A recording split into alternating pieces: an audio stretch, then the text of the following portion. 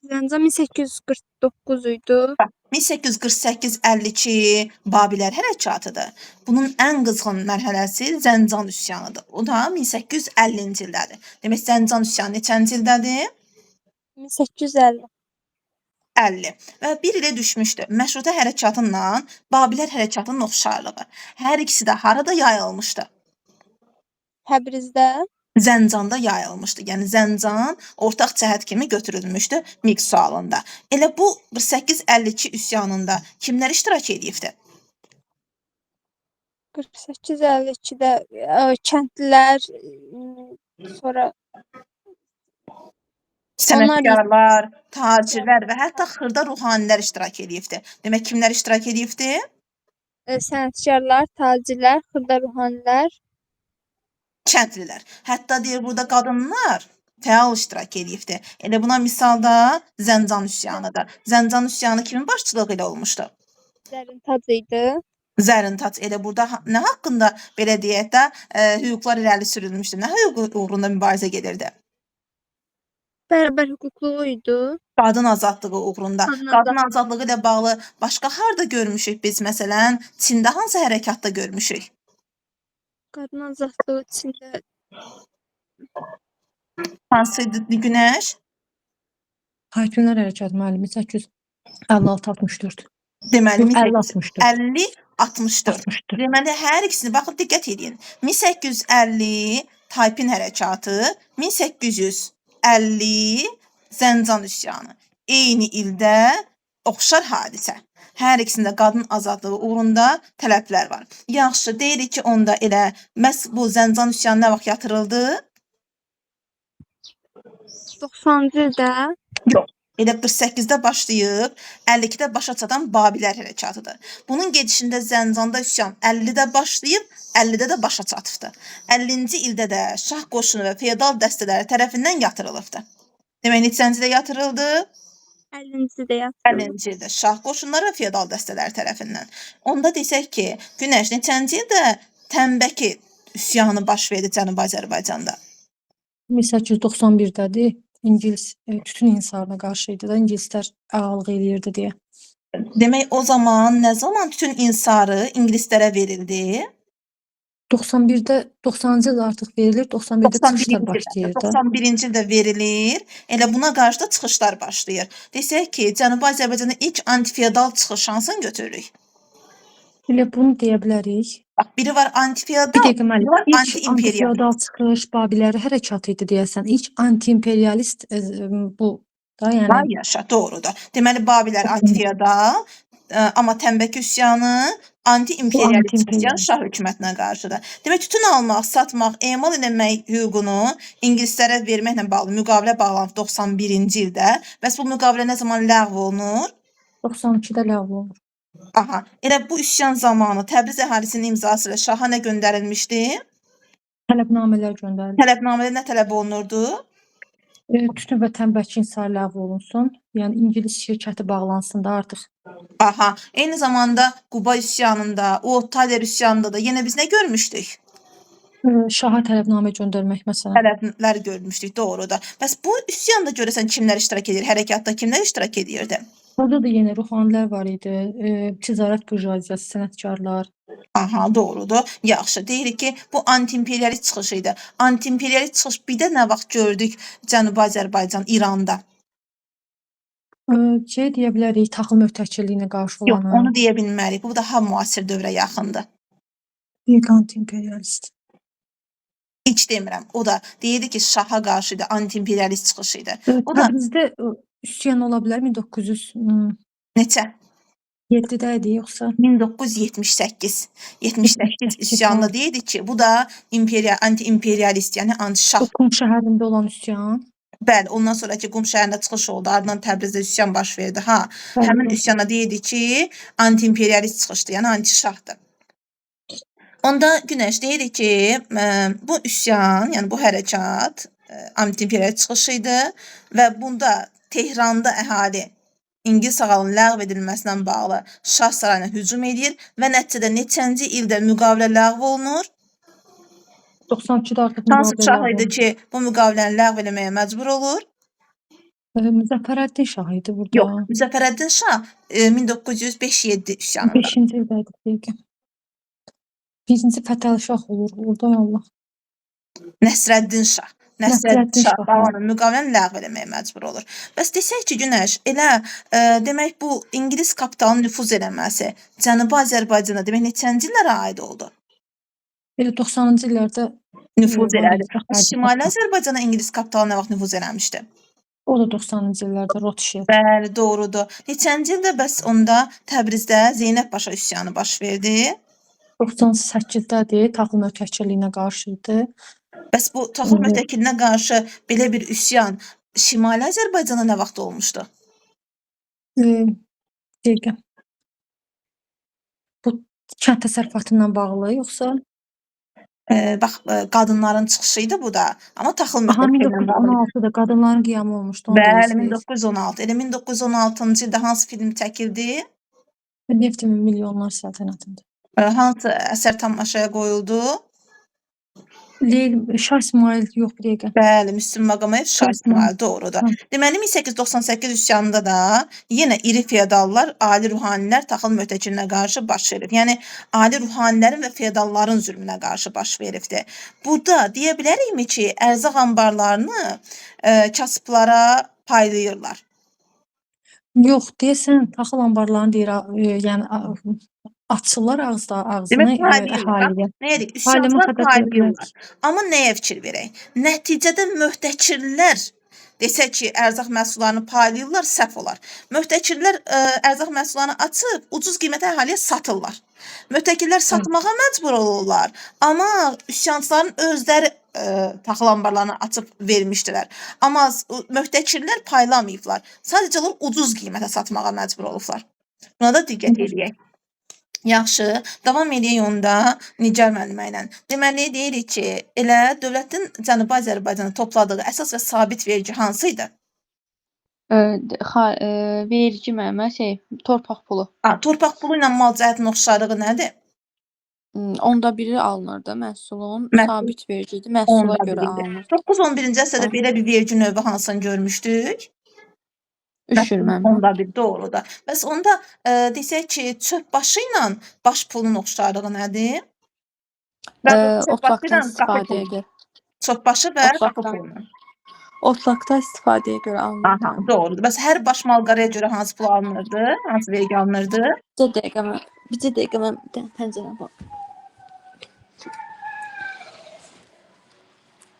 Necə məmə bir də Malqaraya görə hansı vergi alınırdı? Hər baş malqaraya görə. Həmən baş pulu. Baş pulu. Bu dövrdə hansı torpaqlardır ki, Cənubi Azərbaycanda deyirik kəndlərə və ya kiçik mülkədarlara məxsus idi? Məmə Xırdamalik. Xırdamalik əsasən harada geniş yayılmışdı? Urmiyada.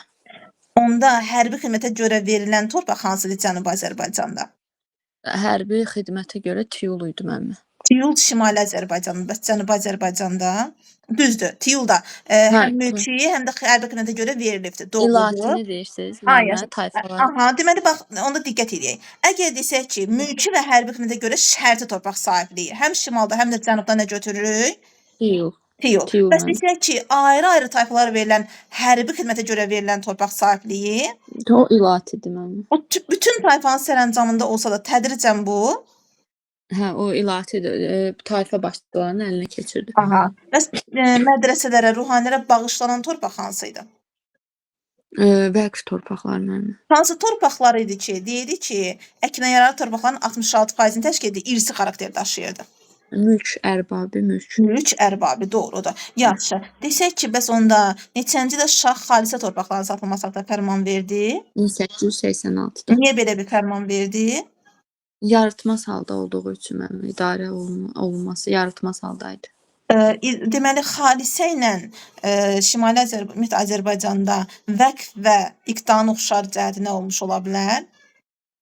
Ki, icarəyə verilə bilərdi. Aynen. Xalisə torpaqları kimə məxsus idi? Cənubi Azərbaycanda. Şaha da, yox, dövlətə. Dövlətə məxsus idi, doğrudur. Bu dövrdə 18-ci əsrdə dövlətin idarə olması Cənubi Azərbaycanda, yəni əyalətin idarə olması kimin əlində idi? Əyalətin idarə olması.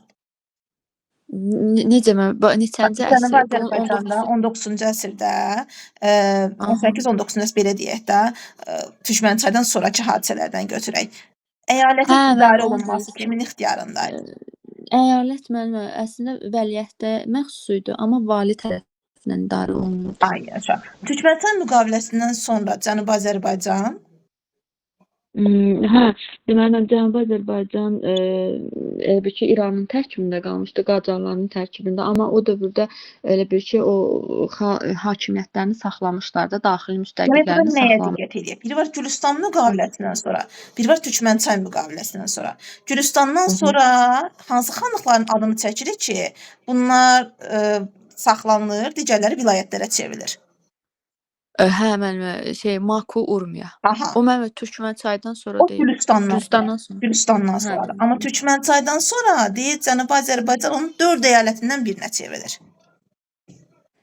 hə, bildim, başa düşdüm. Aha, yaxşı və desək ki, onda elə nə zaman gördük ki, Cənubi Azərbaycanda artıq Qacarlar İranın taxılçılıq və heyvandarlıq bazası hesab olundu. 50-70-ci illərdən, 19-un 50-70-ində. 19-cu əsrin elə bu illərin ikinci yarısında hansı kapital nüfuz eləmişdi Cənubi Azərbaycana? İngilis, Rus kapitalı. Deyə bilərəm ki, həm Şimali Azərbaycan, həm də Cənubi Azərbaycan İngiltərə və Rusiyanın satış bazarına çevrilmişdi. Bəli, müəllimə. Yox. Bilmirəm. Cənubi Azərbaycan Niyə? həm İngilis, həm Rusu deyirik. Şimali Azərbaycanda sadəcə Rusu deyirik. Hə, Şimali Azərbaycanda. Onu Nüfuz fikir vermədim. eləmişdi, nüfuz eləmişdi, düzdür. Amma Bəli. xam mal bazası və satış bazarına çevrilməyi biz Hə, satış Şimali bazarıyıq. Amma Cənubi Azərbaycan həm Rusun, həm İngilisin. Aha, bildim. Yaxşı, davam edək. Bir dəqiqə gözləyin. Arzu, bəs Cənubi Azərbaycanda məşrutə inqilabı nə vaxt baş veribdi? 1905, 1911 Aha, məşrutə sözünün mənası şey deməkdir. elə 20-ci əsrin əvvəlində Qacarlar dövlətinin narazılığını artıran, belə deyək də, dövlətində əhalinin narazılığını artıran səbəblər nə idi? Onu müəllim 3 dənə ilə yadımda saxlamışam. Birinci məşrutədir, yəni məşrutənin qəbul olması, konstitusiyanın qəbul olması. İkinci məclisin, yəni parlamentin qəbul olmasıdır. Daha doğrusu çağırılmasıdır. Üçüncü də məmurlar, yəni xarici məmurların ölkədən qovulmasıdır. Əla. Bu Cənubi Azərbaycanda inqilab iştirakçılarının tələbləri idi. Bəs onda elə görəsən 20-ci əsrin əvvəlində Cənubi Azərbaycanda əhalinin narazılığını artıran səbəblər nə idi? Rusiyanın, İngiltərənin əsarətində qalmışdılar. Burada yox, bu aid deyil. Doğru deyirsən. Bəli, yarım müstəmləkəsinə çevrilmişdilər. Eyni zamanda xalq nədən narazı olar? Vergilərin artıqlığından, dediyin kimi bayaq məmur özbaşınalığından, yəni sosial-iqtisadi böhran məmur özbaşınalığına yol açmışdı ki, bundan narazı qalırdılar. Və bu dövrdə də görürük ki, əhali feodal istismarın əziyyət çəkdiyinə görə başqa ölkələrə nəyə gedirdi? Adı nədir onun? Kəsbkarlığa gedirdi, ən çox da Rusiyaya gedirdilər. Aha, bu dövrdə ən çox narazılıq mərkəzi haraydı? Burada bunu da təzminə yadımda saxlamışam. Təbriz, Ərdəbil və Zəncanda ilk narazılıq olsaydı. Aha, və burada da necə yadda saxladıq bayaq ki, hərəkatla 48-52 ilə, deməli hər ikisində də Zəncanda üsyan, yəni Təbrizdə, Zəncanda üsyan baş veribdi. Bəs desək ki, elə neçənci ildə eyni dövlət qəndin qiymətini bahalaşdırdı? 1900 eyni dövrə 1907 idi, yoxsa 1900 Daha doğrusu yəni eyni dövlənin qəndin qiymətinin bahalaşdırmasını bəhanə edib 17 taciri həbs elətdirməsi neçənci ildədir? Bəsdə otururlar. İlk başlayan dövrünə düşün 1905-dir. 1905-in dekabrı. Aha. Bəs onda elə bundan sonra görürük 17 tacir həbs olunur deyə, onların dükanları qarət olunur deyə, bu artıq nəyə gətirib çıxardır? Deyir, dükanlar bağlanır, bazarlar, dükanlar bağlanır, çıxışlar başlayır, bir də bəsdə otururlar. Aha, yəni narazılıqlar artır. Bu elə bir üsyanın başlamağına bir növ elə bir qığılcım rolunu oynayır. Neçənci ildə Müzəffərəddin Şah üsyanın təsiri ilə xalqın tələblərini qəbul edir və konstitusiyada fərman verir. 1906-nın avqustunda fərman verir konstitusiya ilə bağlı. 1906-cı ildə sonunda vəfat edəndə imzalayır konstitusiyanı, amma oğlu gəlir, oğlunun adı nə idi? Məhəmməd nə idi? Məhəmməd Əli Şah. Məhəmməd Əli Şah da bunu rədd eləyir. Ondan sonra daha çox artır bu inqilab. Ay yaşa. Yəni deməli Konstitusiya haqqında fərman 6 avqustdur. Məclisə seçkilər keçiriləcəyini vəd eləməyi burdadır, amma imzalayır dekabrda. Nə zaman Təbrizdə, Cənubi Azərbaycanın digər şəhərlərində əncümənlər yaradılır? Bu da elə 1906-dır. Bəli, bu da 1906-cı ildə Müzəffərəddin Şahın fərmanından sonradır. Bəs desək ki, elə Təbriz əncüməninin islahatları. Demək Təbriz əncüməni deyəndə 1906-dan sonra götürürük. Təbriz əncüməninin islahatları nə olmuşdu? Təbriz əncüməni islahatları. Bu qanunverici idi də, qərarlar, sərəncamlar onlar. Bayaq deyirdin, 3 dənə bu ilə yadda saxlamışam. İndi yenə 3 dənə bunu yadda saxla. 1 məhkəmə, 2 maarif məktəb, 3 yenə müdafiə, müharibə, yəni necə? Müdafiə üçün varlıların üzərinə müharibə xərci vergisi qoymuşdu. Maarif məktəbin inkişafı üçün tədbirlər görmüşdü və məhkəmə işlərinə nəzarət gücləndirilmişdi. Və eyni zamanda da çörək bolluğu yaratmaq üçün nə yaradılmışdı? Taxıl etdi, komissiya. Xüsusi komissiya yaradılmışdı. Aha, doğrudur. Deməli onda bir də təkrarla Təbriz əncüməni islahatları nə oldu? Bir də deyim müəllim. Təbriz əncüməninin islahatlarını bir də təkrarla bayaq saydıqlarımı. Məhkəmə, müdafiə, Bax, məhkəmə, maarif məktəb, hə məhkəmə, müdafiə maarif üçün də, şəhərin müdafiə üçün də varların üzərinə nə qoyuldu? vergi, Müharibə xərc. xərci. Müharibə xərci. Müdafiə üçün müharibə xərci adlanan vergi qoydu. Və xüsusi komissiyada nə üçün çalışdı? Çörək bolluğunun olması üçün. Taxıl ehtiyatı yaratmaq. Ay, yaşa, doğrudur. Hansı ki biz deyirik, möhtəkirlik payıdır. Elə bunun nəticəsində görəsən möhtəkirlik aradan qaldırıldımı? Deyir orada taxıl anbarları möhürləyir. Amma qalxır da, onu qalxar. Qalxır deyil, amma deyir ki, möhtəkirlik məhdudlaşdırılır, yəni azaldılır. Bayaq qeyd elədin ki, Konstitusiyanın birinci hissəsi 1906-cı ilin sonunda imzalandı. Bəs nə zaman görürük ki, elə Məhəmməd Əli Şah taxta çıxır və Konstitusiyanı artıq əməl eləməkdən imtina edir? 1907-də olur o da. 7-nin əvvəlində. Elə bu zaman harada hərəkat qalxır və üsyançılar hara yığışırlar? Elə birinci Təbrizdə olur. Təbrizdə teleqrafxana ətrafına tətil və nümayişlər keçirilir. Deməli, harada tətil və nümayişlər keçirilir? Təbrizdə teleqraf.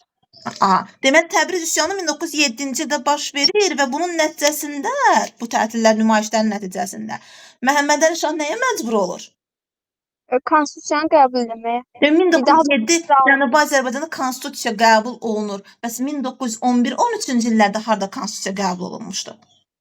Çində idi. Çində idi, doğrudur. Yaxşı, onu deyirik elə 1900, bəs 18-ci ildə harda konstitusiya qəbul olunmuşdu? Konstitusiya yox. AXC deyəcəkdim. 1918. Deyin, Nigar müəllimə.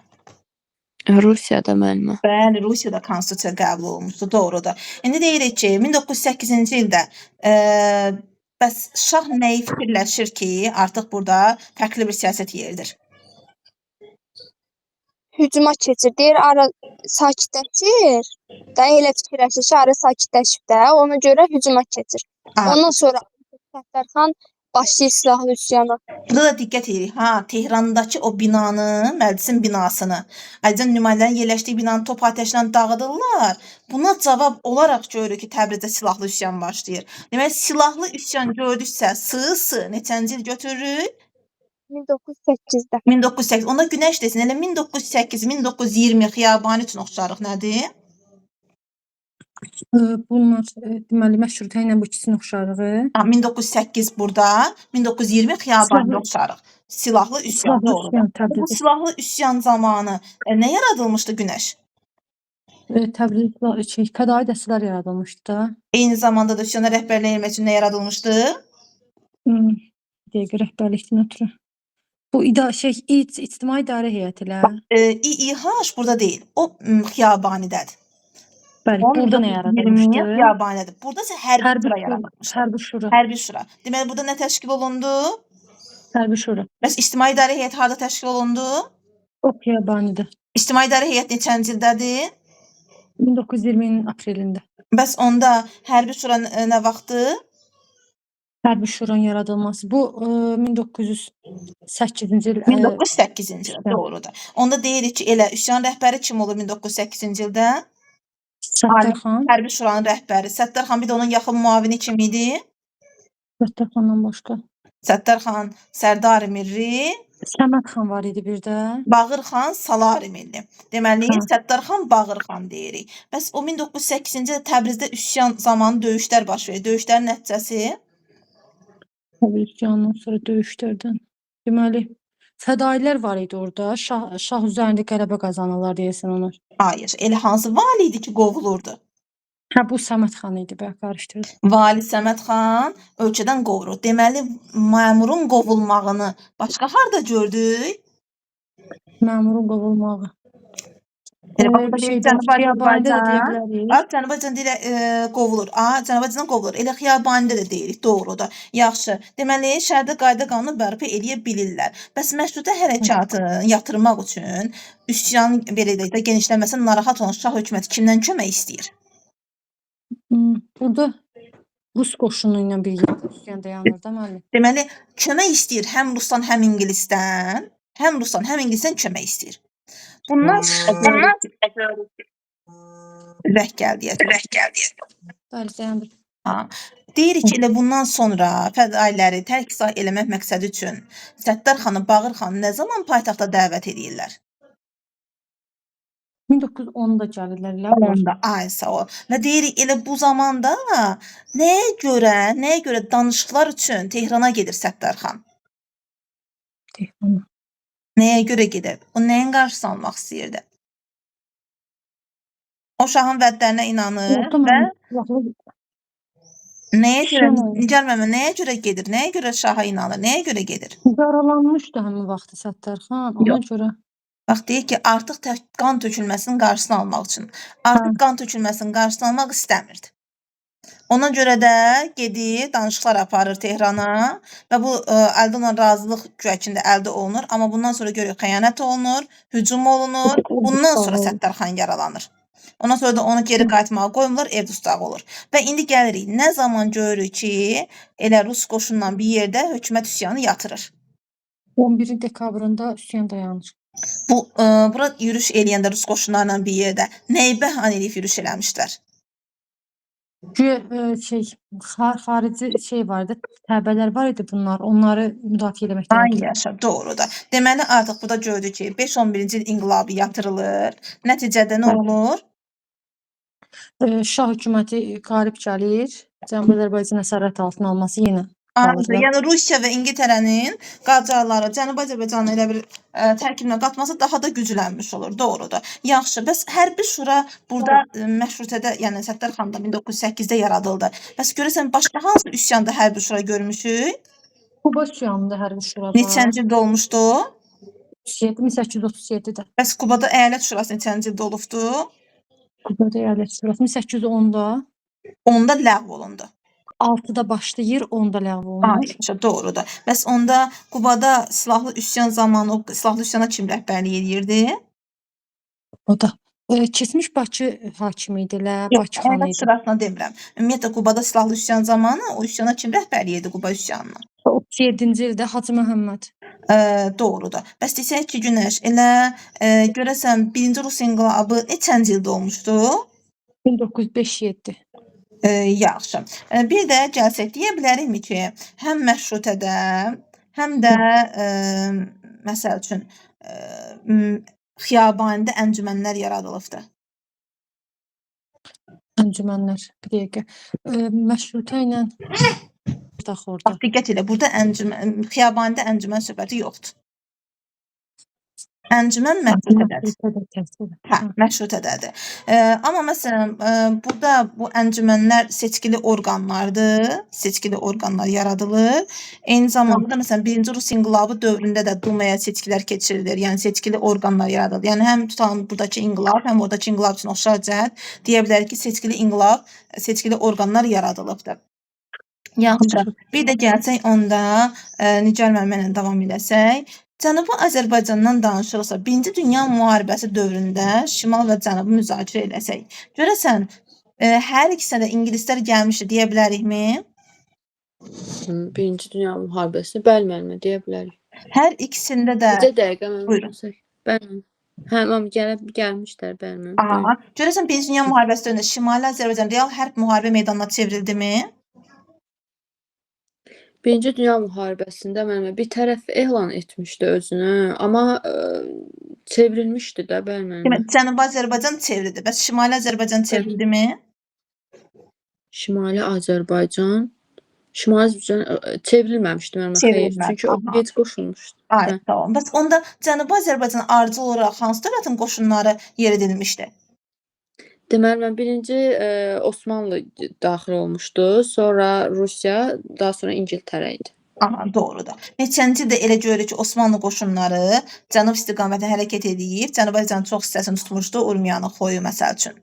O müəllimə 14-cü ildə idi də, o Sarıqamış döyüşündən əvvəl idi, 14-cü sonlarında. Elə o Birinci Dünya müharibəsi dövründə deyildik ki, cəbhə. Deməli onda elə yeni cəbhə harda açılmışdı? İranda müəllimə. İranın şimal-qərbində. Bəli. Aha, deməli onda yeni cəbhə harda açıldı? İranın şimal-qərbində. Aha. Bəs onda deyirik ki, elə bu zaman Sarıqamış döyüşləri kimlər arasında olmuşdu? Osmanlı ilə Rusiya arasında olmuşdu. Rusiya qalib gəlmişdi. Bəs onda bu zaman ruslar ilə hansı şəhər tutdular? Təbrizi tuturlar da, müəllimə Cənubi Azərbaycanı onlar işğal edirlər, ruslar Doğru. işğal edir. Müəllimə, onda desək ki, bu Şimali Azərbaycanda 1918-ci ildə soyqırım nə vaxt olubdu? Urmi müəllimə Şimali 18 Azərbaycan. martında. Şimali Azərbaycanda bəs? Hə, Şimali Azərbaycanda müəllimə necə müəllimə bir də deyərdiniz? Elə bax düz dediniz. Yəni Cənubi Azərbaycanda Urmi bəlası 18 martı. Aha. Şimali Azərbaycanda nə vaxt olmuşdu? Şimali hə, mart soyqırımıdır da müəllimə. Deməli birinci görəsən cənubda baş verir soyqırım yoxsa şimalda? Birinci cənubda, cənubda müəllimə. Aha, deməli bizdə 31 martdır, amma burada Aha, görürük ki, burada. O Novruz bayramı günü deyilirdi də müəllimə. doğrudur. Ay sağ olun, doğrudur. Yaxşı, ona desək ki, elə deyə bilərikmi ki, həm şimalda, həm də cənubda Birinci Dünya müharibəsi dövründə muxtariyyət tələb olubdu? Bəli müəllimə, deyə bilərik. Bəs deyə bilərikmi ki, hər ikisində milli hökumət yaradılıb Birinci Dünya müharibəsi dövründə? Hökumətin yaradılması birinci bəli müəllimə, deyə bilərik. Amma diqqət edək. Müharibə dövründə deyiriksə, Müvəqqəti hökumət. yox, müharibə dövründə deyiriksə, şimalda yarandı müvəqqəti hökumət, düzdür, AXC. Amma cənubda 1917-20 aralığından danışsa, 17-də yaranmamışdı axı, 20-də yaranıbdı Hə, hökumət. 20-də yayınlanmışdı. Ona görə də müharibə dövründə hökumət yoxdur. Ora diqqət edək ki, müharibə dövründə hökumət yoxdur. Yaxşı, desək ki, bu Cənubi Azərbaycanda görəsən bu dövrdə ümumiyyətlə mədəniyyət necə idi? Mədəniyyətdə şimal oxşar cəhət nə idi? Təhsil məktəb mədrəsələrdə idi. Daha sonra Ciddi bir 19-cu dəyişiklik var idi əsrdə istəyirsiniz müəllimə, 20-ci əsr. 19-cu əsrdə ciddi bir dəyişiklik var idi Hə. bu üzərdə. Xeyr müəllimə, elə məktəblərdə, mədrəsələrdə dərslər keçirilirdi. Təbriz Darülfünun yaradılmışdı. Sonra burada elə bir ki, həndəsə idi, tibb idi. Ondan əlavə fransız dildə tədris olunurdu. Sonra üsul cədid məktəbləri var idi. Rüşidiyyə tərəfindən açılmışdı. Deyə bilərikmi ki, Başqa- 20-ci əsrin əvvəllərində, 20-ci əsrin əvvəlində həm Şimal, həm də Cənubi Azərbaycanda satirik mətbuat var. Bəli müəllimə, şimalda Molla Nəsrəddin idi, cənubda da Azərbaycan idi. Elə Molla Nəsrəddin həm də cənubda fəaliyyət göstərib deyə bilərikmi? Hə, müəllimə, Təbrizdə açılmışdı da, nəşr Deməli, həm olunmuşdu. Təbriz, həm də Tiflisdə şöbələri var idi, doğrudur. Hə. Təbriz Darülfünunu dediniz ki, 20-ci əsrin nə vaxtdır Təbriz Darülfünunu? 19-cu əsr. 19-cu əsrdə. Bəs görəsən onda Təbrizdə qız məktəbi nə vaxta aid idi? Təbrizdə qız məktəbi müəllimə bu Xiyabaninin dövründə idi də, Allah 20-ci əsrin. Onda Təbrizdə qız məktəbi görəsən müharibə dövrünə düşür yoxsa yox? Yox, düşmür müəllimə, milli hökumətin tədbiri idi. Əla, bəs Təbriz məktəbi burdadır. Bəs Təbrizdə universitet nə vaxtdır? O mənə 46-nın iyunundaydı, şeydə, Pişəvəridə. Bəs Bakı Dövlət Universiteti nə vaxtdı? Bakı Dövlət Universiteti mənim 19-cu ildə idi də, 1919-da. Ay yaşın, doğrudur. Onda deməli həm AXC, həm də Pişəvəri hökumətinin gördüyü hansı tədbir gedir Təbriz Universiteti? Universitetin açılması idi mənim, bir də Deməli ikisi hansı üçün sahədə açıldı. görülmüş tədbirdir? Sosial, Hə, iqtisadi, yoxsa hansı mədəni? sahədə? Mədəni mənim, mədəni. Mədəni, ay sağ olun, yaxşı. Desək ki, bəs elə Cənubi Azərbaycan ilk dəfə muxtariyyət istəyən kim olubdu? Cənubi Azərbaycanda ilk dəfə muxtariyyət istəyən elə bu Xiyabani. Xiyabani olubdu. Xiyabani milli hökumət nə vaxt yaradılıbdı? 20-ci ilin iyunun 23-ü. Elə 20-ci ildə deməli Türkiyədə nə yaradılmışdı? 20-ci ildə Türkiyədə nə yaradım? Hə, mənim Türkiyə Böyük Millət Məclisi. Əla, doğrudur. Yaxşı, deyirik ki, bu Xiyabanidə hökuməti öz dövlətlərini, daha doğrusu öz dövlətini nə adlandırmışdı? Azadistan mənim. Görəsən onda Azadistan gerbi vuruldumu? Xeyr mənim, Qacarların gerbi qalmışdı. Bu da onu göstərdi ki, yəni bunlar muxtariyyət istəyirlər də, müstəqillik istəmirlər. Ay yaxşı.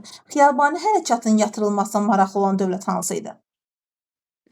Xiyabaninin yatırılmasına maraqlı olan dövlət bircə dəqiqə mənim İngiltərə idi də mənim, İngiltərə. Nəyə görə İngiltərə maraqlı idi? Hə, mənim o çünki Bakı neftini istəyirdi ona görə. Bəli, və elə bu hərəkatı təhlükəli hesab edirdi, doğru. Bəli. Elə nə zaman milli hökumətə qarşı Tehranda hücum planları hazırlanmışdı? 20-ci ildən başlandı, mənim sentyabrından. Aha, doğrudur. Onda qayıtdıq Arzuya. Arzu, deməli, görək, onda Cənubi Azərbaycanda 1-ci Dünya müharibəsi dövründə, demək Cənubi Azərbaycan özünü, ümumiyyətlə Qacarlar özünü bitərəf elan eləmişdi. Amma buna baxmayaraq hərb meydanına çevrildimi? Bəli, çevrildi. Və müharibə varsa, bir tərəfdən də şah zülmü, feodal zülmü təbii ki, xalqın vəziyyətini ağırlaşdırar, bu da narazılığı artırar. Elə deyirik ki, neçənci ildə Şimali Azərbaycan deməyək, Çar Rusiyasında inqilab baş verdi, fevral inqilabı. 1917-də idi. Aha, deməli 17-də o hərəkat uğur qazandı, Milli Azadlıq hərəkatı. Bunun təsirindən də görürük ki, Cənubi Azərbaycanda nə baş verdi? Cənubi Azərbaycanda Da milli demokratik hərəkat baş verdi. Bu zaman Cənubi Azərbaycan kimlərin işğalı altındaydı? Cənubi Azərbaycan Rusiyanın, İngiltərənin. Nüfus dairəsində idi və Rusların da işğalı altındaydı, doğrudur. Bəs deyirik ki, onda elə bu dövrdə Rus qoşunları belə deyək də işğal altında saxlanmışdı. Və Cənubi Azərbaycanda nə zaman hərəkat artıq daha şiddətli bir şəklə gəlib çıxır? Səhv eləmirəmsə, ADP üzvləri həbs olunur. Ondan sonra silahlı üsyan olurdu 20-ci ilin aprelində. 20-də silahlı üsyandı. Bəs nə zaman deyirik ki, elə Şeyx Məhəmməd Xiyabani bu hərəkata rəhbərlik edir. Yəni belə deyək də, Azərbaycan Əyalət Komitəsi var idi ki, bu hərəkatın rəhbəri idi də. Ona Xiyabani nə zaman rəhbərlik edibdi? Əyalət Komitəsi. Çünki həmin vaxtda İran Demokrat Partiyasının Azərbaycan Əyalət Komitəsi var idi ki, bu əhalinin çıxışlarını o yönəldirdi. Elə 1917-ci ildə də görürük ki, Məhəmməd Xiyabani burada çıxış eləmişdi. Elə deyirik bu Təcəddüd qəzeti nə zaman nəşr olunubdu? Qəzet elə 20-ci ildə. Yox, elə 17-ci ildə. Təcəddüd qəzeti hansı ildə nəşr olunmuşdu? Azərbaycan. Çox vurğulayır bunu din test toplusunda da, çox testlərdə də xüsusi diqqət edirik. Fars dilində. Yəni Təcəddüd qəzeti hansı dildə nəşr olunmuşdu? Fars dilində. Fars dilində nəşr olunmuşdu. Neçənci ildə nəşr olunmuşdu? 1917-ci ildə. Aha, Xiyabani nəyə qarşı? Ümumiyyətlə Azərbaycan Əyalət Komitəsinin başçılığı ilə hərəkatçılar nəyə qarşı mübarizə aparırdılar? Muxtariyyət uğrunda. Deməli, Yəni Qacarların tərkibində muxtariyyət aha, istəyirdilər. demək şah rejiminə və yad elli işğalçılara qarşı. Nəyə qarşı mübarizə apardılar? Şah rejimi də yad elli işğalçılara qarşı. Aha, elə deyirik ki, onda nə zaman Azərbaycan Əyalət Komitəsinin Təbrizdə konfransı keçirilir? Təbrizdə konfrans, bu Ala qapıya köçməsini Yox, onu deyirsiniz. deyirəm, hələ konfrans deyirəm. Hansı ki ADP-nin mərkəzi komitəsi seçilirdi burada. ADP-nin yaradıldığı elan olunurdu. ADP yaradı 17-ci il. 17-nin avqustunda. Demək ADP nə vaxt yarandı? 17-ci il. Elə 17-ci avqustunda ADP yaranır. Bəs görəsən 2-ci Dünya müharibəsi dövründə hərəkat zamanı hərəkata rəhbərlik etmək üçün nə yaradılmışdı? Orada 1945-ci ildə nə yaradılmışdı? ADP-yə oxşar bir şey idi müəllim. Elə o da ADP-dir. Bax ADP ya da ADF yazılır. ADF firqə deməkdir, firqə də elə partiya deməkdir. Deməli həm deməli Xiyabani hərəkatında, həm də Pişəvəri hərəkatında məhz ADP yaradılıbdır. Burada yaradılıbdı 1917-ci ildə, orada yaradılıbdı 1945-ci ildə, 45-in sentyabrında. Demək 17-nin avqustunda nə yaradıldı? ADP. Buradakı ADP-nin başçısı kim oldu? Xiyabani oradakı 45-in sentyabrında kim oldu? nə müəllim? 45-in sentyabrında rəhbər kim oldu? Pişəvəri. ADP-də deyə bilərəm ki, əhalinin bütün sosial təbəqələri iştirak edirdi.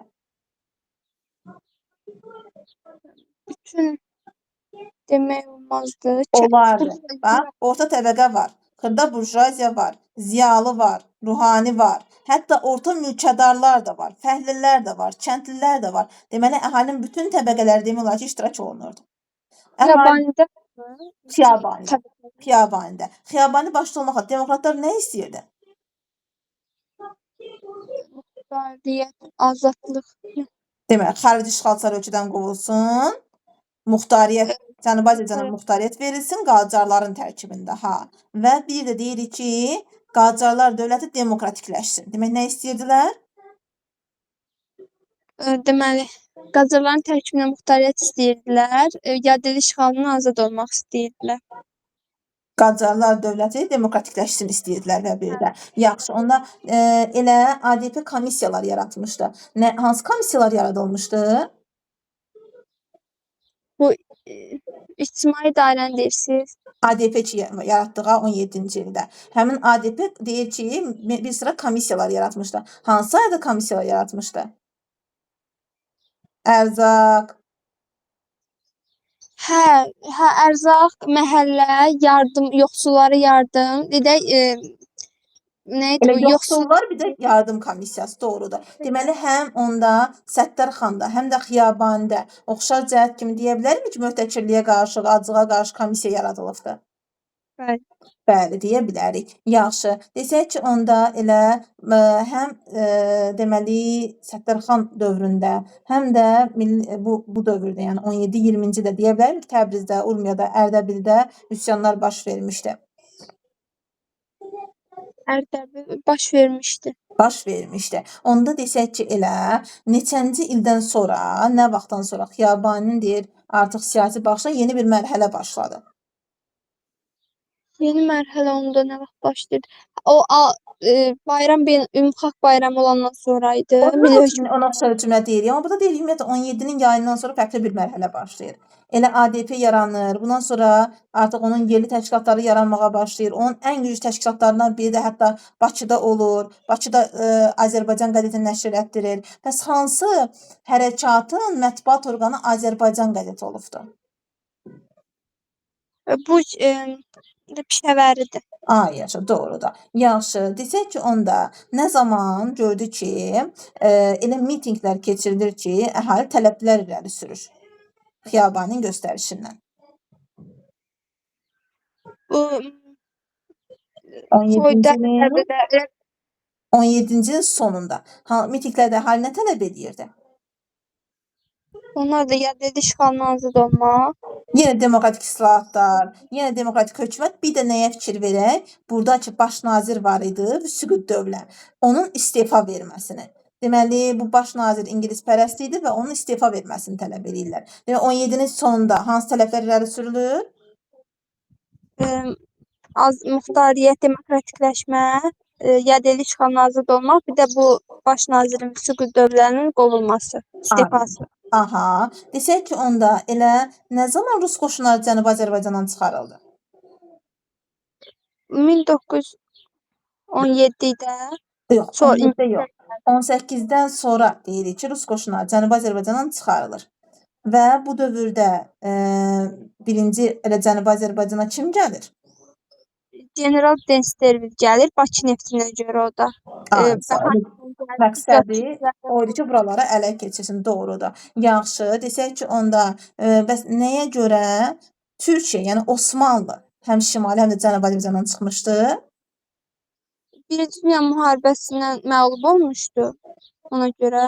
Deməli, onda Osmanlı çıxandan sonra bütün Cənubi Azərbaycanı hansı dövlət qəsb edir? Təbrizdə deyir daxil olmaqla bütün Cənubi Azərbaycan işğal edir. Ay, sağ ol, doğrudur. Onda desək ki, deməli, kimə qayıtdıq? Günəşə. Günəş neçənci ildə Qacarlarla İngiltərə arasında saziş imzalanır? Bu 19-cu ildə deyirəm, 1919. 1919. Qacarlarla İngiltərə arasında bir də saziş olubdu. O nə vaxt olubdu? 1801-dədir bu. Neçə? 1801-də. Səsin qırılır. 1801-ci il. Bir də nə vaxt olmuşdu? Rus Qacar sazişi. Yox, İngilis Qacar sazişi deyirlər. Aha. Bir də elə 1801, bir də nə vaxt idi? İkinci Rus Qacar ərəfəsində. Tehran müqaviləsi neçənci ildə? 1814. 14-cü ildə. 1814 başqa hansı müqavilə var dünyada? 1814 Get müqaviləsi var Get ABŞ-da. müqaviləsi, ay yaşa. Elə 1919-cu ildə də deyirik ki, Qacarlarla İngiltərə saziş imzaladı. Bu saziş nə deyirdi?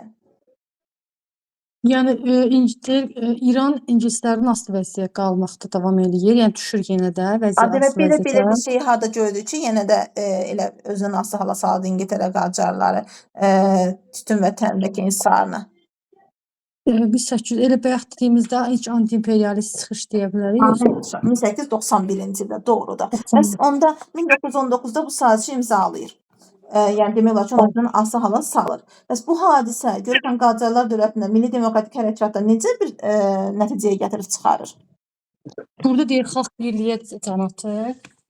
Yəni daha da Bir şiddətli mübarizə aparır. Necə ki biz o deməli harda dedik, məşrutədə dedik ki, silahlı üsyanı baş qaldırdı. İndi də burada da daha da təkan verir və başlayırlar ki, daha da Xiyabani artıq da açıq mübarizəyə səsləyir.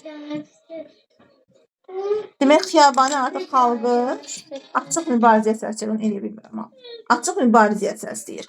Yaxşı, onda elə Təbriz əhalisinin tələbinlə kimlər ölkədən çıxarılırdı? Şəhərdən daha doğrusu, Təbrizdən çıxarılırdı. Şəhərdən çıxarılmır. Deyil. Elə ingilislər yox, deyil. Ruslar çıxarılmırdı. İngilis hərbi hissələri yad edirlər. Şəhərdən çıxarılır, yəni Təbrizdən çıxarılır. Bəs bu analizdə qeyd olunmuyub, amma dərslikdə var. Elə İngilis bu üsyanın tələbi ilə, yəni tələbi ilə neçənci ildə deyirik ki, İngilis Qacar sazişi ləğv olunubdu? Deyil.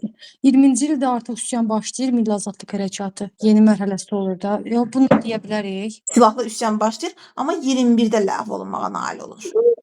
21-ci ildə yadda saxla ki, 21-də ləğv olunmağa nail olubdu.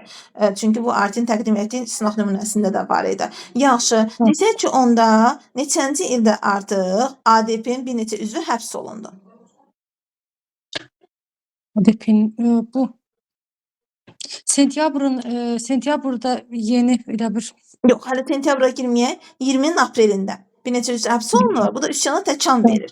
Elə deyirik ki, nə zaman ictimai idarə heyəti yaradılır?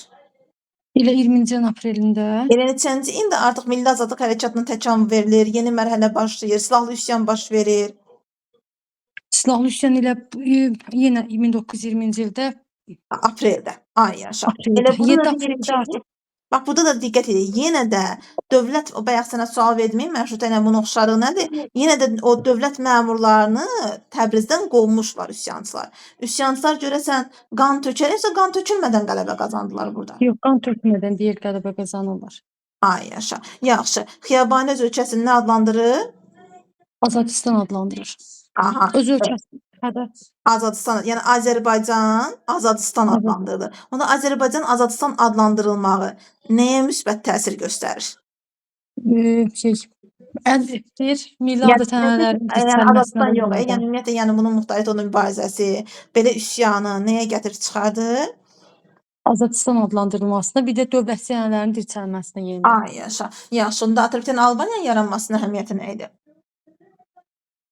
Yenə milli dövlət cenahələrimizin bərpası. Ay yaşa. Yaxşı, onda elə deyirik ki, burada bu Milli Azadlıq Demokratik Hüquqlar uğruna mübarizə aparırdı. Deməli, bax, həm məşrutədə gördük ki, demokratik hüquqlar üzrə mübarizə aparılır, həm də burada demokratik hüquqlar üzrə mübarizə var. Amma azadlıq məsələsi burdadır, muxtariyyət burdadır. Neçənci ildə gördük ki, Rus qoşunu, Sovet Rusiyası Denikini təqib eləmək bəhanəsi ilə deyirdi ki, bura qoşun yeridirdi. Denəkini bir dəqiqə. Və bu da Civan Sovet hakimiyyəti 1920 elan eləmişdilər. 20-nin iyunundaydı elə bu. Ay yaşa 20-ci ildə. Bu da görəsən ADP-yə müsbət təsir edir, yoxsa mənfi təsir edir? Bu ADP-nin mövqeyini gücləndirir də. Onda Xiyabani demək Civan Sovet Respublikasından münasibət Əlaqələr yaradırmı? Bəli, yaradır. Kömək alırmı? Deyirsən yardımını orada rədd eləyir axı, yoxsa? Ay yaşa. Deməli, bax əlaqələr yaradıbdı. Amma nə Mustafa Kemaldan, nə Gilan Sovet Respublikasından, nə də hətta bizdən olan Abbasqulu Şabdınskdən heç kimdən kömək almayıbdı.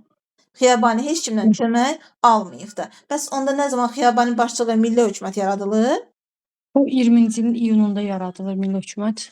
Aha, bəs onda desək ki, elə bundan sonra kim idi ki, ölkəni tərk etmək, şəhəri tərk etməyə məcbur olur? Bu da kim idi bir dəqiqə? Təbriz valisi. Təbriz valisi Təbriz eyni valisi. dövlət ki, şəhəri tərk edirdi. Və bundan sonra şah rejimi, Qacarların devrilməsi milli dövlətçiliyi üçün belə də dirçəliş deməkdir. Amma Qacarlar bundan devrilir deyə bilərik. Xeyr, deyəmirik. 1925-də bitəcək Qacarlar. Demək, sual düşsə ki, Azərbaycan özünün Respublika Demokratik dövlətini nə zaman yaratmağa başlayır, nə vaxt götürəcək? 20-ci ildən deyərik elə Xiyabani ilə. 20-dən deyərik, doğrudur. Onda Nigar müəllimə desin, görəsən bu hansı hadisə idi ki, Təbrizdə Ümumxalq bayrağına çevrildi?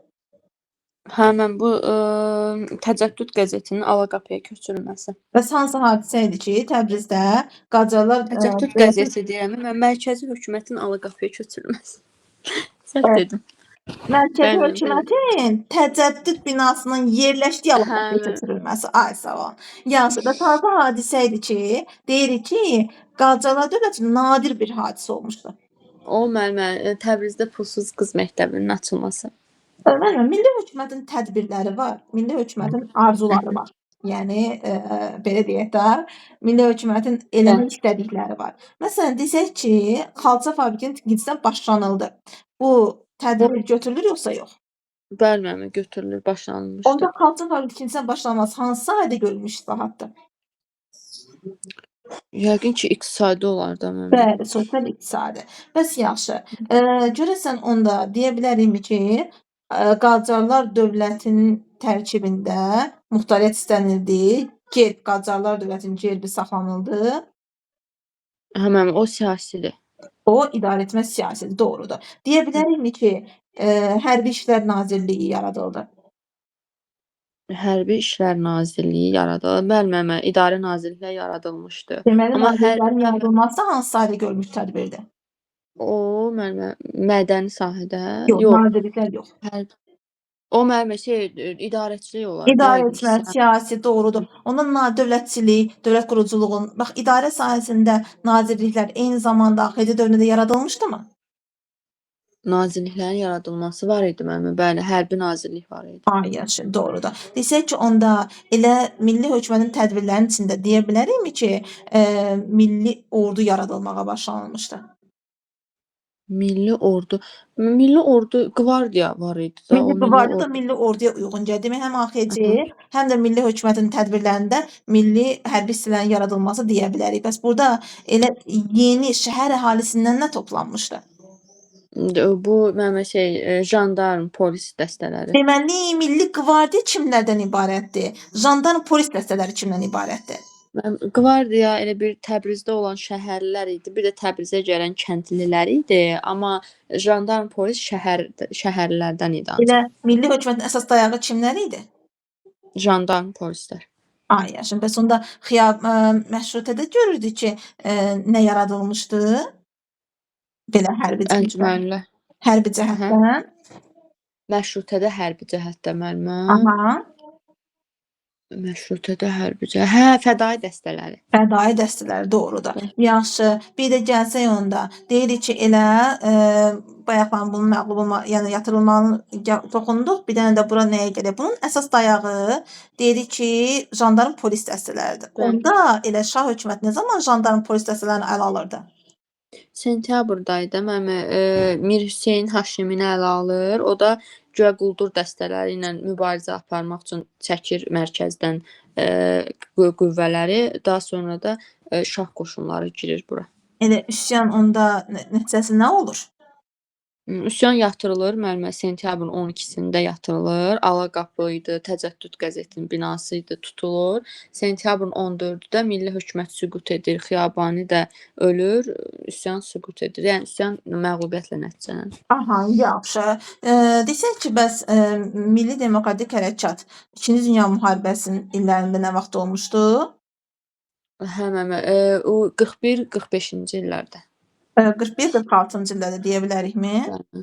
Bəli, 46-nın dekabrında yatırılmış. 1945 Türkiyə, 46 Cənubi Azərbaycan oxşarır.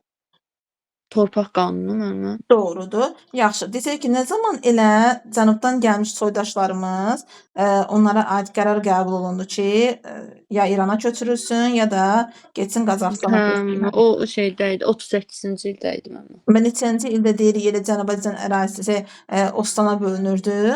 O 37 idi. 37-ci ildə doğrudur. Ümumiyyətlə Cənubi Azərbaycandan Şimali Azərbaycana gələn soydaşlarımıza qarşı deportasiya neçənci ildə əhatə edibdi? 38-40-cı illər müəllimə. Doğrudur. Yaxşı. Bir də desək ki, elə məhz bu Milli Demokratik Hərəkat neçə mərhələyə bölünürdü?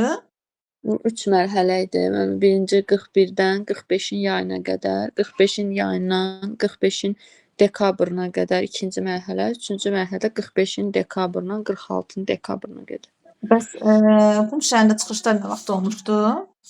Qum şəhərində çıxışlar müəllimə 77-nin sonunda başlamışdı, dekabrın sonlarında.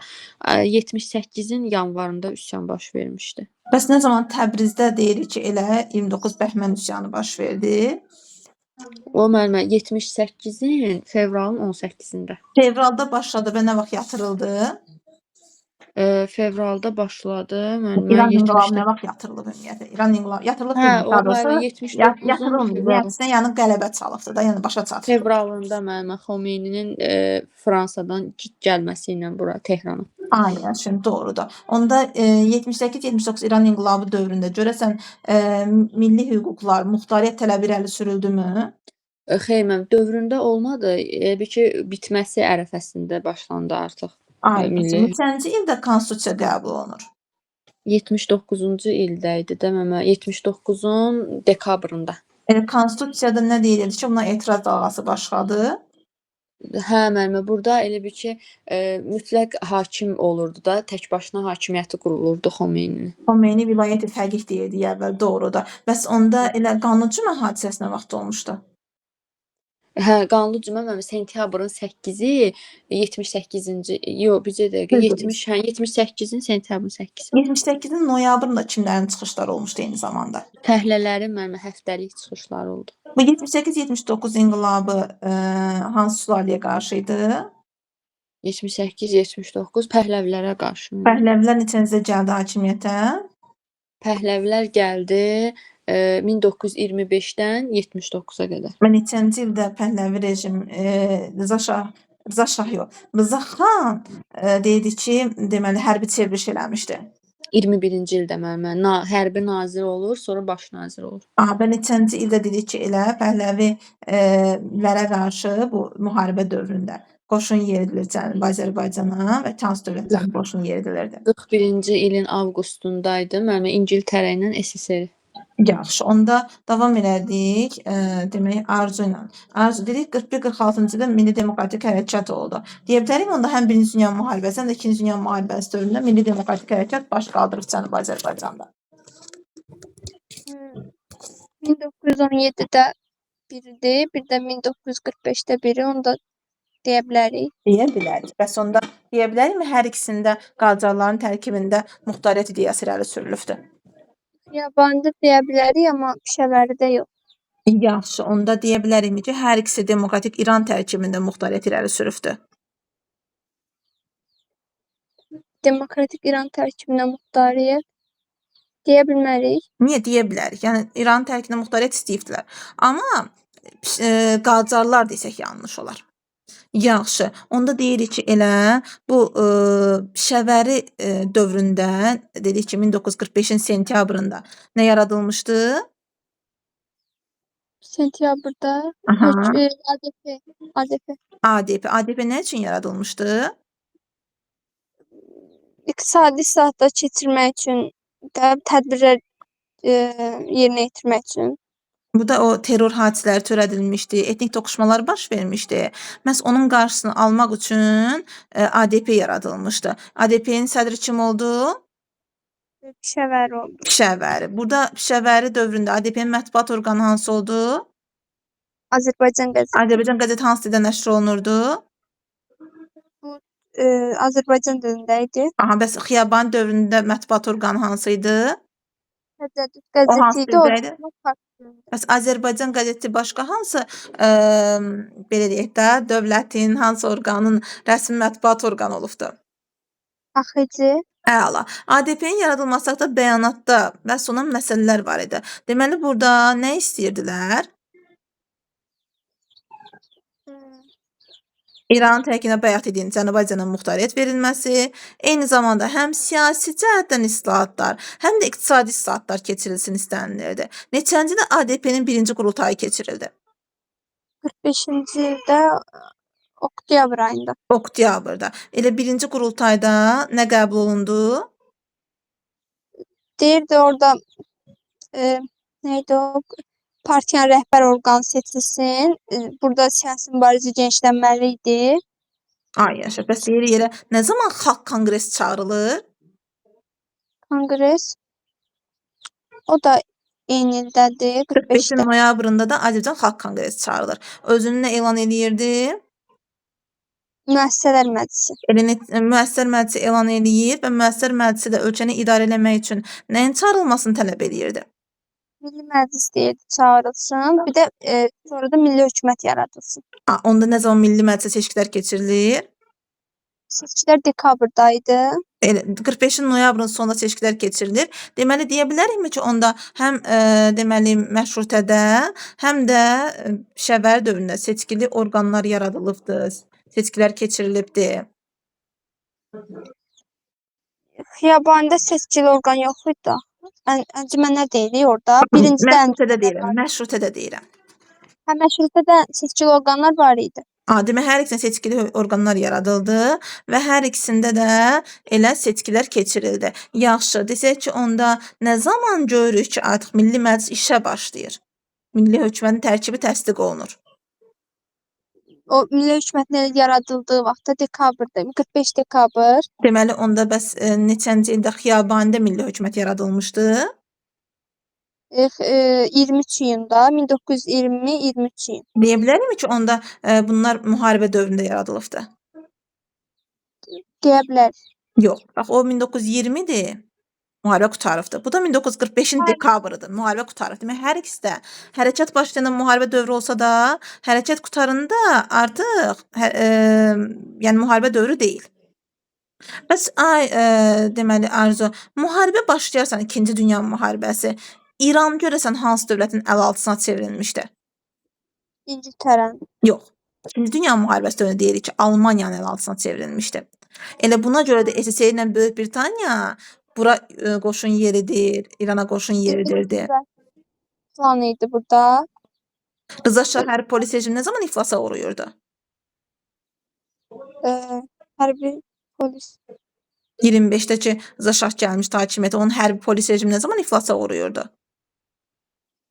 hərbi polis rejimi Günəş desin ona, nə zaman Rıza Şahın hərbi polis rejimi iflasa uğradı?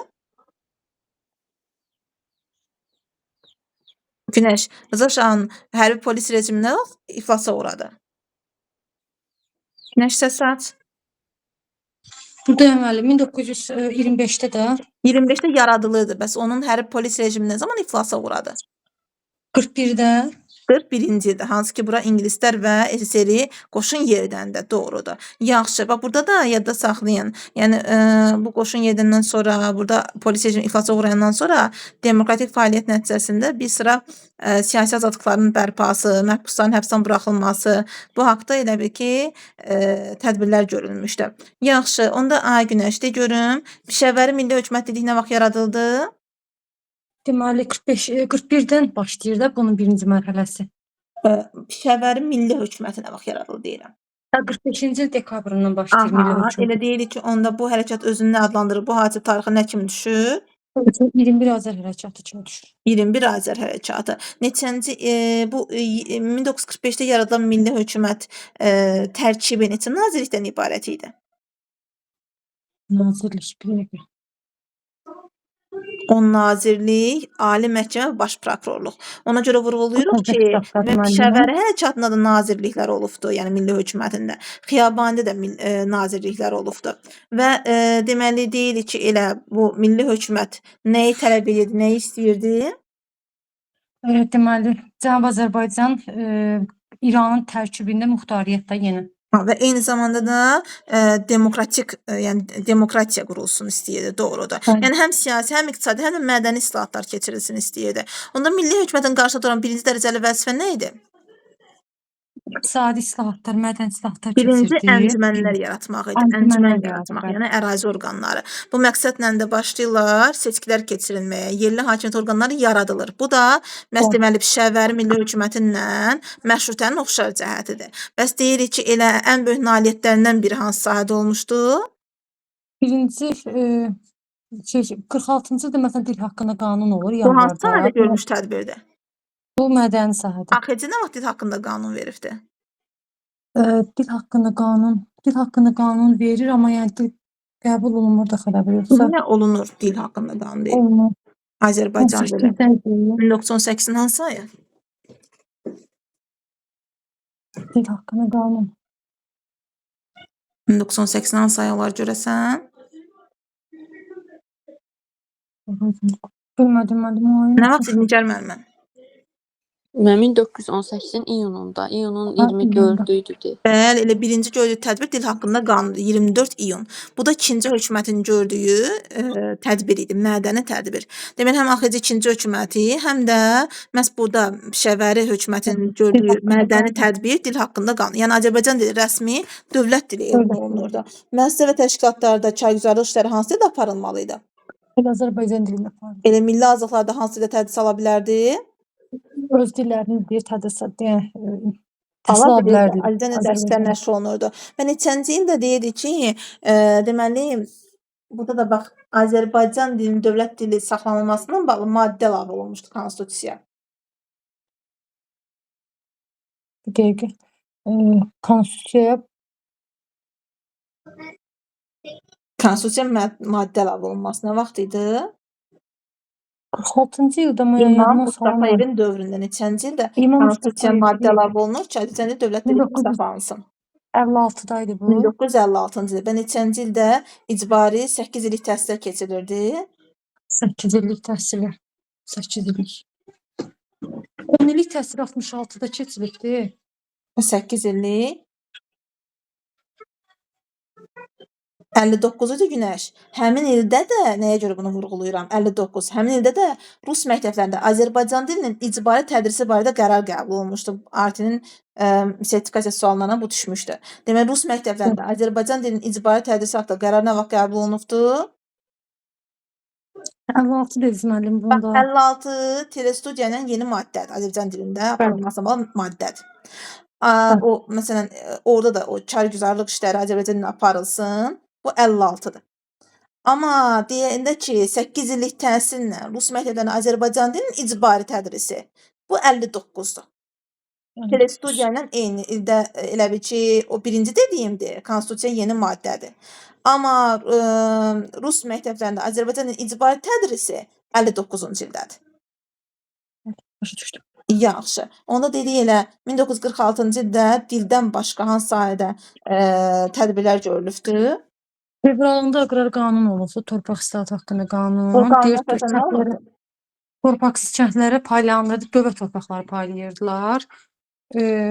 Bir Bir də də hökumətə tabe olmayan mülkiyyətçilərin torpaqları mülkiyyətçilər paylanırdı. var. Əmək haqqında qanun Əmək vaxtı haqqında qanun var, bu da 46-nın mayında olmalı idi. Sonra o Təbrizin qanun nə əmək deyirdi? haqqında Əmək haqqında qanunu qanun da nə deyirdi? deyir fəhlərin şəraiti yüngülləşir. Bir də sahibkarlar tərəfindən istismar deyir azaldılırdı. Aha. Bəs nə zaman Təbriz Universiteti fəaliyyətə başladı? Təbriz Universiteti 45-də yaradılır, 46-da Yo, fəaliyyətə yo, yo. başlayırlar. Elə 46-cı ildadır. Elə 46. deyirik ki, fəaliyyətə başladı, Milli Hökumətin tədbirindəndir çünki. Burada da deyirik ki, elə tək yəni universitetlə bərabər, yəni mədəni sahədə, yəni eyni zamanda təşkilatlar, muzeylərin yaranmasına da başlayıb da, milli demokratik daha da möhkəmlənib bunun nəticəsində. Günəş, onda hərəkatı yatırmaq üçün Şah hökuməti hansı tədbiri həyata keçirir? Şah hökuməti ABŞ-dan, İngiltərədən kömək alır burada. Onların dəstəyi elə bu İran məsələsini harda müzakirəyə çıxarır? Elə bu 46-cı ildə çıxardı. BMT-nin iclasında deyəsən. BMT nə vaxt yaradılmışdı? BMT 45-də yaradılır. Onda Nigar müəllimə desin, elə Sovet qoşunlarının İrandan çıxarılması üçün kimdən danışıqlara başlayırlar? Sovet qoşunlarının SSR ilə danışıqlara Danışıqların başlanılır. danışıqların nəticəsi nə olur? Müqavilənin nəticəsi nə olur? Həmin orada deyilir ki, İranın şimalında neft söz verirlər SSR-yə. SSR də qoşunlarını çıxarır burada. Aha, bu zaman SSR-də birinci katib kimdir? Bağırov müəllim, Mircəfər Bağırov. SSR-də SSR-də bizdə elə bildim. SSR-də müəllim Stalin. Aha, doğru da. Yaş, ona nə zaman elə görürük ki, Şah hökuməti milli hökumət üzərinə hücuma keçir. Müəllim 1946-cı ilin dekabrın 11-dən idi də. Elə bir noyabrın sonundan artıq hücuma keçir. Aha, bəs nə zaman artıq görürük ki, Pişəvəri Sovet çağını mühafizə etməyə məcbur olur. O dekabrın 11-də idi. Yaşa. Onda elə nə zaman İran qoşunları Təbrizə daxil olur? Dekabrın 12-sində. Onda desək ki, elə deyə bilərikmi ki, bu hərəkat Sovet hökumətinin təzyiqindən dayandırılıbdı? Sovet hökuməti. Mən o çıxarılmışdı axı onlar. Yox, xeyr müəllimə. Şah hökuməti. Mən onlar çıxartdılar axı o Bu hərəkatı məcbur edirlər ki, Pişəvəri getsin Sovet hökumətinə. Onu məcbur edirlər ki, Sovet hökumətinə getsin. Artıq hərəkatın yeni rəhbərliyi gəlir. Yaxşı. Yeni rəhbərdən mənə icazə verir də onlar bura. Yeni rəhbərlik də, deməli, göstəriş verir ki, tərk eləsin. Yaxşı. Bəli. Yaxşı. Onda da bir cümlə verir ki, Sovet hökumətinin təzyiqi ilə dayanır. Onda onu götürür. Sovet hökumətinin təzyiqi, amma fikir verək. Məsələn, burada Sovet hökuməti deyə bilərik. SSR sözü işlənə bilər. Amma məsələn, Xiyabani və yaxud da məşrut indi Xiyabanidə onsuz yoxdur. Məşrutədə Sovet sözünü işlədə bilərmi? Məşrutədə xeyr müəllimə. Orada nə deməlidir? Rusiya idi da müəllimə. Doğrudur. Aha. Bir də deyirik ki, onda elə neçənci ildə İranda prezident seçkiləri, parlament seçkiləri keçirilibdi. Müəllimə, o 1980-ci illərdə idi də. Ayları var idi müəllimə onun. Yanvarında prezident idi. Sonra parlament seçkiləri fevralda idi deyəsən. Yox, parlament martda idi. Mart-mayda parlament idi, yanvarda prezident idi. Hökumət müəllimə avqust-sentyabr aylarında. Bəs 79-cu ildə hansı jurnal nəşr olunmuşdu Cənubi Azərbaycanda? Varlıq jurnalı müəllimə. Hansı dildə? Var, Azərbaycan dilində. Sağ olun.